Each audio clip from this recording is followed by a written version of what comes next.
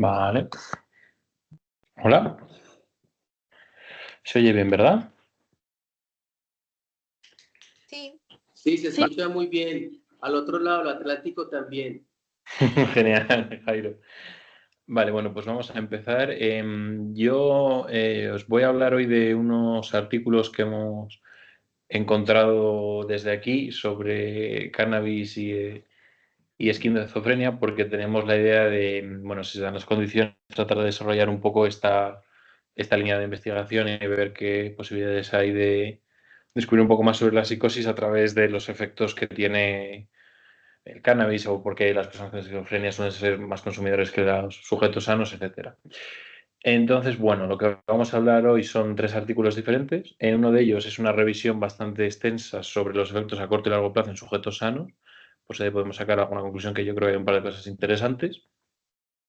Luego otra revisión, que es de hecho una revisión de revisiones, en el que trata de contestar a 5 preguntas en concreto sobre la esquizofrenia y el cannabis, o más bien la psicosis y el cannabis, porque no se centra solo en esquizofrenia esa revisión. Y por último, un artículo que encontró Inés sobre los estudios que se han hecho que relacionan la marihuana con la TMS. Sí que es verdad que la mitad de esa revisión tiene más que ver con el tema del tratamiento de la adicción, que no creo que no nos interesa tanto, entonces me he centrado más en esa parte que simplemente revisa TMS y cannabis. Vale, entonces el primer estudio del que os hablo es esta revisión en el que habla de estudios en humanos utilizando neuroimagen. Y bueno, como os dije, primero hablan de los efectos agudos a corto plazo y después se centran en los efectos a largo plazo. Entonces, estos efectos agudos, primero una cosa muy evidente que es la reducción del desempeño en una amplia variedad de tareas neuropsicológicas, el aprendizaje, la memoria verbal, la atención y la orientación. Y en algunos de estos casos, como sobre todo es en el de la atención, asocian esta reducción del desempeño en las tareas en el momento del efecto del cannabis con un mal funcionamiento o un mal apagado de la red de modo predeterminado o default mode network.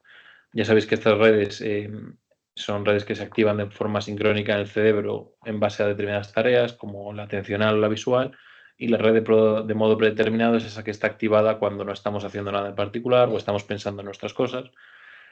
Y parece ser que bajo los efectos del cannabis no se apaga bien, lo cual impide que el resto de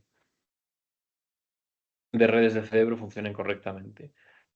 Otro de los efectos que se ha visto muy comúnmente es que aumenta el riego sanguíneo en la corteza frontal, en la corteza cingulada y en la ínsula, y que es de hecho el aumento de este riego el que correlaciona con la sensación subjetiva de intoxicación, con la despersonalización, la disociación y la confusión.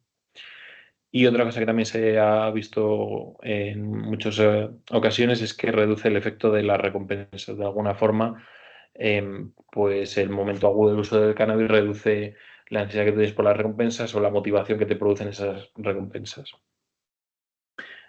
Vale, y aquí me voy a detener un poco más porque es un efecto que me resulta muy interesante. Es un estudio en concreto de este hombre de Radhakrishnan en 2015 que trata de estudiar la relación entre el cannabis y el GABA. En este caso, la hipótesis que manejan estos autores es que si tú tienes una función del GABA inhibida, la marihuana te va a producir más efectos psicóticos. Entonces, para eso suministran un antagonista competitivo de los receptores de las benzodiazepinas y por tanto el GABA, es decir, este medicamento se asocia a los mismos receptores que el GABA, pero no tiene ningún efecto, por lo cual tú tienes menos GABA en el sistema nervioso y después a un grupo, tras suministrarles el iomacenil, se les da THC y a otro grupo sin el iomacenil también se les da THC. Y se ve que aquellos que tenían el antagonista competitivo del GABA tenían mayores síntomas psicóticos, mayores alteraciones perceptuales, un malestar subjetivo y una mayor reducción de la P300 que también se está asociada con el THC. Bien, entonces, claro, como nosotros partimos de la teoría de que en al menos algún subgrupo de pacientes psicóticos tiene una menor función GABAérgica, esto podría relacionar porque hay una relación entre cannabis y psicosis. Vale, a largo plazo, ¿qué se ha encontrado? Una cosa que me parece muy interesante respecto a los volúmenes cerebrales es que no hay nada concluyente. Hay algunos que hablan de que se reduce en zonas del hipocampo, la corteza parahipocampal, órbito frontal y cingulado anterior, Y también hay otros que hablan de un aumento de los ganglios basales, pero estos estudios, cuando se ha intentado replicar, no siempre se ha conseguido replicar y parece que va más en la dirección de que no hay modificaciones de volumen cerebral. Esto puede ser interesante porque las modificaciones que vemos en volúmenes cerebrales, en resonancia magnética en pacientes esquizofrénicos, pues en caso de que encontremos más indicios que van en la dirección de que la marihuana no afecta al volumen cerebral, pues podríamos decir que al menos sabemos que uno de los posibles de las posibles variables confusoras que encontramos en la esquizofrenia, que es el uso de cannabis, pues no afecta al volumen cerebral, lo cual nos deja solo otro puñado bastante más grande de posibles variables como la medicación o la propia enfermedad o el estilo de vida. Pero bueno, otra de las cosas que se ha encontrado respecto a volúmenes o en este caso a la estructura cerebral, cuando hablamos de conectividad estructural, se ha visto que los pacientes, o sea, las personas que utilizan cannabis tienen a largo plazo una serie de alteraciones. Una de ellas es el mean diffusivity reducido en el cuerpo calloso, es decir, podríamos hablar de que tiene una menor integridad estructural del cuerpo calloso. También se han utilizado valores de la teoría de grafos como los que utilizamos nosotros en LG y se ha visto que tiene una menor integración de la red y una menor conectividad local de la corteza cingulada. Y según los estudios que revisan en este artículo de revisión, dicen que estos hallazgos podrían ser diferentes en función de si el uso es recreativo o si se da ya un abuso. Es decir, si la persona igual lleva fumando a largo plazo, pero fuma no muy habitualmente respecto a esa persona que ya tiene una adicción y fuma quizá diariamente. Vale, seguimos en sujetos sanos y a largo plazo. Cuando hablamos de conectividad y activación, lo que se ha encontrado es que se da una hipoactivación de la corteza cingulada anterior, del hipocampo y de la corteza parahipocampal, así como de la ínsula. Y aunque estos resultados no siempre son replicados en personas que ya han dejado el cannabis, es decir, cuando hablamos de efectos a largo plazo, no siempre se hace la distinción entre aquellas personas que llevan fumando mucho tiempo, se consideran efectos a largo plazo, pero siguen fumando, y aquellas personas que han fumado a lo largo de mucho tiempo, pero que ya son exfumadores. Entonces parece que algunas de las alteraciones de las que estamos hablando podrían revertirse una vez la persona deja el cannabis, mientras que otras quizá no. Otra cosa que me ha llamado la atención es que tanto en la parte en la que hablábamos de volúmenes, aunque la dirección apunta a que quizá no sea tan sólida, pero hay algunos estudios que dicen que sí, o aquí cuando hablamos de conectividad, gran parte de las regiones afectadas son precisamente las regiones de la red de modo predeterminado, como la corteza cingulada, el hipocampo, la pared hipocampal, es decir, podríamos ver que quizá los efectos a largo plazo y a corto plazo del cannabis se centran en esa zona del cerebro. Luego, también en los sujetos sanos a largo plazo, respecto al sistema dopaminérgico, se ha encontrado que hay unas correlaciones positivas entre la duración del uso de cannabis y la liberación de dopamina en el... No, disculpa, esto lo he puesto del revés, es una correlación negativa. Cuanto mayor es la duración, hay una menor liberación de dopamina en el estriado. También se ha visto que en la presencia de los receptores D2 no hay diferencias entre fumadores y no fumadores. Eso no cambia. Se ha reproducido bastantes veces y también hay una reducida síntesis de dopamina en el estriado, que como he dicho antes, correlaciona negativamente con la duración de uso del cannabis. Otra cosa que nos podría resultar interesante, pero que lamentablemente los estudios que se revisan no son muy generalizables, es cuando hablamos del sistema glutamato GABA y con estudios de espectroscopía, que son los 5 estudios que se revisan, si no me equivoco, utilizan espectroscopía, se ha encontrado una reducción del glutamato en los ganglios basales, la corteza blanca frontal y la corteza cingulada anterior, donde también hay una reacción concominante del GABA. Sin embargo, estos dos estudios en el propio artículo, en la revisión, nos dicen que no son muy fiables porque son muestras poco generalizables. Una de ellas son pacientes que también tienen SIDA, otros también tienen adicción a la anfetamina, otros son pacientes con depresión, es decir, son grupos de personas concretos que no me parecen muy generalizables a sujetos sanos o a pacientes con esquizofrenia. Entonces, para hacer un poco resumen, ya que estamos hablando de cannabis en sujetos sanos y no con esquizofrenia, lo que yo he pensado que más nos puede interesar de todo esto es que se producen alteraciones en el funcionamiento de la red de modo predeterminado y sus componentes, que pueden tener algún tipo de asociación con estos síntomas más relacionados con el yo que padecen las personas con algunas personas psicóticas. Lo que me ha resultado muy interesante es este hecho de que a menor función GABérgica hay un mayor efecto psicótico del cannabis. No estamos hablando de ninguno de los efectos que puede producir el cannabis, sino concretamente del efecto psicótico. y que a largo plazo modifica la activación de los componentes de la red de modo predeterminado, el sistema dopaminérgico y con menos seguridad el sistema de glutamato GABA. Bien, ahora vamos al siguiente artículo. Esta es una revisión de revisiones. Parece ser que este tema del cannabis y la psicosis se ha publicado mucho, realmente mucho sobre el tema, hay muchas revisiones, así que se ha llegado a hacer este tipo de trabajos en el que simplemente ya directamente revisan revisiones y metaanálisis, etcétera, etcétera. Entonces, la estructura del artículo es muy sencilla, lo cual lo hace bastante fácil de leer, y es que tratan de responder a preguntas concretas, que son estas 5.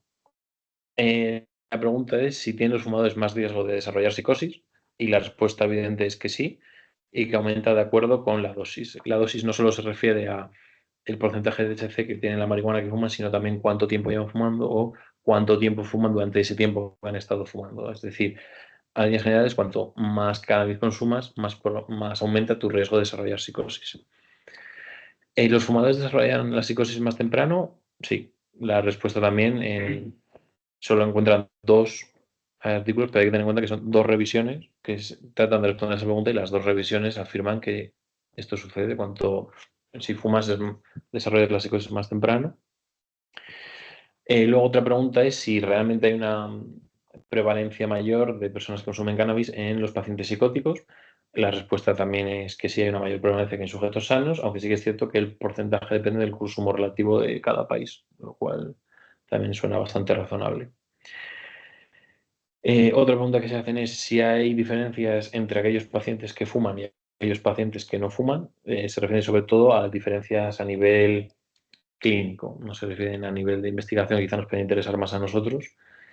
Y dicen que sí, que algunas características clínicas, como los síntomas positivos, el número de recaídas y las hospitalizaciones, empeoran. Sin embargo, hay otras, como el ratio de suicidios, que no empeoran independientemente de que el paciente fume o no fume marihuana. Y por último, se pregunta si hay alguna relación entre el cannabis y el desarrollo de la psicosis.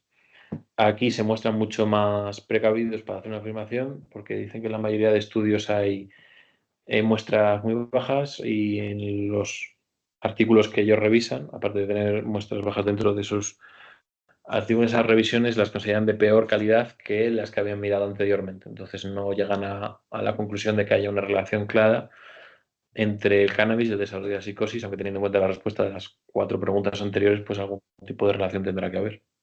Pero no entiendo la diferencia entre la pregunta 1 y la 5. Porque en una de las respuestas que sí, en otras que no. Porque, o sea, yo creo que a lo que se refieren en una es si tienen más riesgos fumadores, es decir, si tú coges a todas las personas que fuman, resulta que muchas veces esas más personas desarrollan psicosis, Sí. simplemente algo empírico. Mientras que el otro tratan de buscar una relación ya real, de poder decir, cuando fumas cannabis, tu sistema endocannabinoide se relaciona con el GABA y eso es lo que no encuentran una respuesta más contundente. Esa pregunta habría que hacerla de otra manera, entonces, ¿no? O sea, sería que si el cannabis de manera fehaciente altera mecanismos biológicos relacionados con la psicosis o algo así. Porque ahí te está preguntando lo mismo, ¿no? Sí. Fumar no desarrolla psicosis. Cannabis y desarrollo de psicosis. Vale, sí. Igual también supongo yo bien la traducción a la hora de ponerlo aquí. Podría ser una Bueno, opción. no sé, pues por eso te pido que lo aclaráramos, ¿no? O sea, que estás seguro que es lo segundo, que si el cannabis altera mecanismos neurobiológicos. Sí, si hay una relación biológica directa entre una cosa y la otra. Y bueno, el último artículo que he revisado es este de la TMS y el cannabis. Como os he dicho, parte de ello tenía que ver con el tratamiento, que es algo que he dejado más al margen, porque no creo que nos interese. Y bueno, en la introducción he dicho una serie de generalidades y descubrimientos que me han llamado bastante la atención y que merece la pena comentar. Uno es que efectivamente se sabe que hay una relación entre los receptores y el sistema cannabinoide y el GABAérgico. Se sabe que los receptores cannabinoides inducen algún tipo de modulación presináptica del GABA, pero lo que no se ha establecido es si esta es inhibitoria o excitatoria, porque hay artículos en ambas direcciones. Y otra cosa que me llama la atención es que el tratamiento que se suele hacer en drogadicción con TMS repetitiva es para tratar de calmar ese ansia o ese craving, esa necesidad por las drogas, se da en exactamente el mismo lugar que nosotros estimulamos para estudiar esquizofrenia, que es la corteza prefrontal dorsolateral, porque consideran que es clave en la inhibición de arriba abajo y en el proceso de recompensas, por eso estimulan esta zona. Y bueno, lo que se ha encontrado, antes de meternos a hablar de ello, me parece muy importante decir que solo se utiliza estimulación motora y no se hace un registro de eje simultáneo como hacemos nosotros, se hace solo con con un miocardiograma. El electromiógrafo, perdón. Luego también lo que se ha encontrado es que hay una menor supresión del SICI en fumadores recreacionales y o en adictos respecto a los sujetos sanos. Es decir, las personas que fuman, ya sea por abuso o de forma recreacional, em, em, le sucede lo mismo que hemos encontrado nosotros en algunos de nuestros pacientes, que es una menor supresión del SICI. Esto también pasa dentro de los pacientes, aunque esto no está tan claro, porque uno de los artículos que lo revisaba decía que efectivamente hay una menor supresión en SICI en pacientes que consumen respecto a aquellos que no, pero en otro estudio con una muestra mucho menor nos dice lo contrario. Así que por ahora yo diría que tiene más evidencia que en pacientes que consumen hay una mayor supresión, pero tampoco es cristalina la evidencia.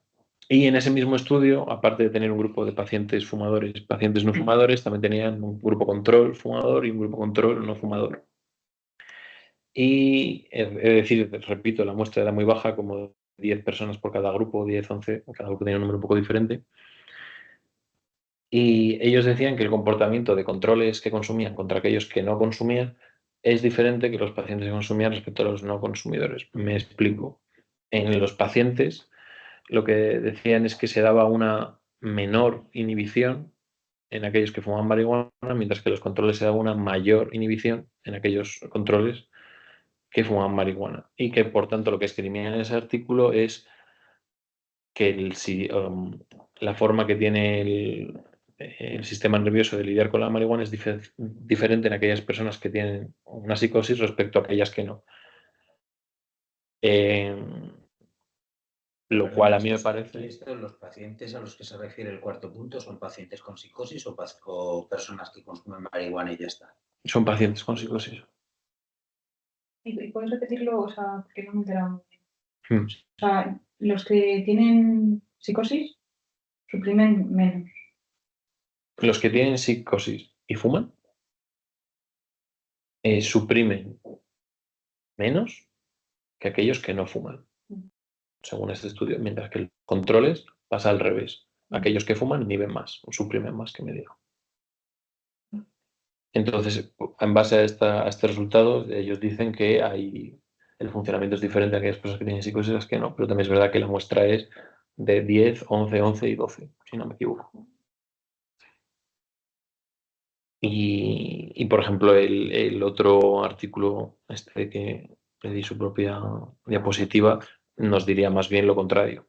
Al final son los niveles de GABA lo que te hace que la marihuana te produzca o no un efecto psicótico, no tanto que tú tengas o no tengas una enfermedad, pero bueno. Y eso es todo. Esos han sido los 3 artículos que he revisado para... Hombre, sí es muy interesante lo de que si tienes una actividad GABAérgica disminuida, el cannabis te puede producir más síntomas psicóticos. Digamos que empeoraría el pronóstico de los pacientes con esquizofrenia, como ya sabemos que pasa. Eso es coherente con lo que observamos. Lo que es menos coherente es que, como has dicho, que reduce la liberación de dopamina en el estriado, porque en pacientes con psicosis, en un grupo amplio, precisamente la síntesis y liberación de dopamina está aumentada. Entonces eso no cuadraría con lo del cannabis, pero bueno, el cannabis no es la psicosis ni la esquizofrenia, ¿no? Pero esto sí que hay que tener en cuenta para el análisis este que estamos haciendo de la influencia del cannabis en la hiperactivación basal, en la modulación del eje. Hay que tener en cuenta este dato, ¿no? Lo que no me ha acabado de quedar claro es, aparte de esto, o sea, si hay alguna evidencia de que el cannabis por sí mismo modifique la actividad GABAérgica en sujetos sanos. No. No, porque en esta revisión de sujetos sanos, todos los artículos que revisaban el GABA o el glutamato o las dos a la vez, eran estas muestras que no. Ya. Pues Sí, esto es con espectroscopia. Mm. Y con TMS, entonces, en el último artículo tampoco hay una... Opa. Ahí sí, ¿no? En el último. Sí, con el. Sí, eso había dos artículos que trataban de ver si había más supresión SIFI, o sea, menor supresión, perdón, y en dos de ellos decían que los adictos, aquellas personas que fumaban mucho, tenían menor función GABAérgica, y en uno de los dos decía que los fumadores recreacionales también, mientras que el otro decía que los fumadores recreacionales no tenían esa reducción GABAérgica. Ya. O sea, en sujetos sanos, entre comillas, porque fuman mucho, sí se puede producir una reducción Eso parece. de la inhibición que valoramos con SIFI. Eso es. Y parece que depende de cuánto fumes, como la mayoría de cosas por lo que he leído. Sí, hombre, tiene sentido con lo del Hare Krishna ese, porque tienes una reducción de la inhibición y si la reduces todavía con el iomacenil, Claro, pues tienes el doble de reducción de la... o sea, si el déficit GABAérgico está relacionado con la psicosis, le das dos dosis de reducción claro. de es coherente. Sí.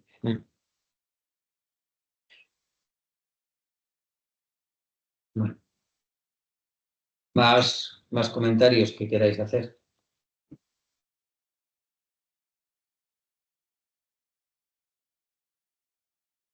Y una cosa ahora que se me ha ocurrido, vamos pensando en voz alta, y en base a,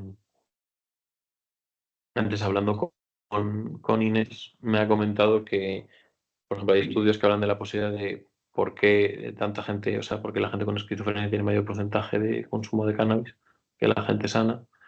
Y una de las teorías que se pueden manejar es que tratan de regular algo, en el sentido de que quizás sus déficits atencionales o cognitivos mejoran con el uso del cannabis, igual que las personas que tienen trastornos bipolares toman más drogas tratando de regular sus propios altibajos emocionales. Y si el cannabis reduce la dopamina en el estriado que ellos tienen aumentada de forma natural por la esquizofrenia, pues podría ser algún tipo de regulación. Evidentemente no lo hacen porque han pensado esto sube el estriado, sube el glutamato, pero el efecto que tenga tener más dopamina en el estriado quizá lo reduce un poco el hecho de fumar marihuana. Esa es la famosa hipótesis de la automedicación, tanto con el cannabis como con el tabaco, como con otras drogas. Yo creo que en este caso esto pues está descomplicado porque el cannabis tiene el THC y también tiene el CBD. El cannabidiol parece que tiene un efecto antipsicótico. Entonces, claro, la proporción en la que mezclas ambas cosas pues es difícil de comparar, quiero decir. La gente que consume cannabis con mucho THC, pues no es lo mismo desde el punto de vista de riesgos que la gente que consume cannabis con menos THC. De hecho, se me ha olvidado comentarlo. Una de las limitaciones de todos estos estudios en sujetos sanos es, cada no es lo mismo en algunos que les dan THC y en otros que les dan cannabis. Porque en algunos les dan directamente inhalado, inyectado, como sea, el THC, a que aquellos que les dan el cannabis que aparte del THC lleva CBD, como digo. Claro, tipos de cannabis, la marihuana, el hachís, los cannabinoides sintéticos, que son muy diferentes. De todas maneras, yo creo que la principal razón por la que los pacientes consumen más cannabis es porque les gusta. Quiero decir que el cannabis está súper extendido y produce efectos placenteros. Y entonces, pues para una persona que tiene pocos estímulos en la vida, pues es una vía fácil de obtener una alegría. Creo.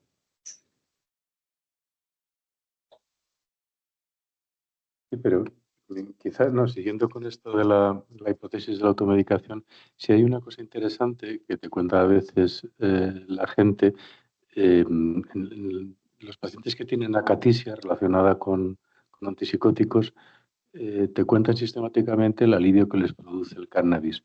Hombre, podríamos pensar que es un alivio inespecífico, por un efecto, por lo mismo que también utilizan más benzodiazepinas, ¿no? Pero bueno, podríamos pensar que tiene que ver con lo que estabas hablando del efecto en el estriado, ¿no? Claro, yo creo que sí, que las razones eran mixtas y yo, claro que creo que puede aliviarles algunos de los problemas motores o cognitivos, pero fíjate que es un factor de riesgo el cannabis consumido mucho antes de que empiecen a recibir antipsicóticos. Es decir, que es más frecuente que consuman cannabis antes de empezar con los antipsicóticos que en la población general, creo Sí, yo. sí, no, sí. No estoy animando a que la gente se ponga a fumar porros. A lo que me refiero es en concreto, ese efecto, ¿no? Ese efecto sobre el aspecto motor, la vivencia de acatisia, el intento de alivio mediante esto, ¿no? ¿Hasta qué punto, quitando el efecto del CBD, que pudiera tener un efecto no ya antipsicótico, sino incluso sedante, el efecto del THC, específicamente lo que hablaba sobre que un aumento de liberación en estriado, supondría un alivio de la acatisia, ¿no? No. O sea, la acatisia estaría relacionada con el parkinsonismo, que es un déficit de dopamina en Sí, el estriado.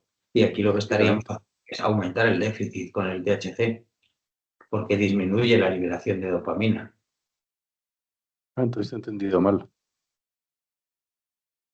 Pero yo creo que sí que puede facilitar el alivio a lo mejor de, pues, de experiencias cognitivas o el alivio del aplanamiento afectivo o algo así, pero concretamente en lo motor es lo contrario. Oye, por lo esperanzador que estaba. Ya, pero lo que dices tú es que les alivia, o sea que puede que les alivie, pero por otro mecanismo. No, pero sí que he leído que el THC ya no el CBD se utiliza en Parkinson. El CBD sí, el THC no. El THC no. El CBD se utiliza en todo. El otro día leí en prostáticos también. No me digas por qué. Porque está de moda, Ya. como el Energisil.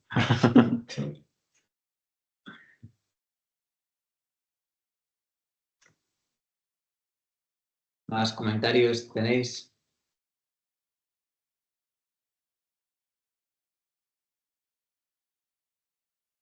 Bueno, pues nada, continuaremos con estas interesantes y estimulantes sesiones en los próximos jueves. Amén. Venga, hasta pronto. Hasta luego, Chao. gracias. Chao. Chao. Hasta luego, luego. gracias. Adiós. Luego.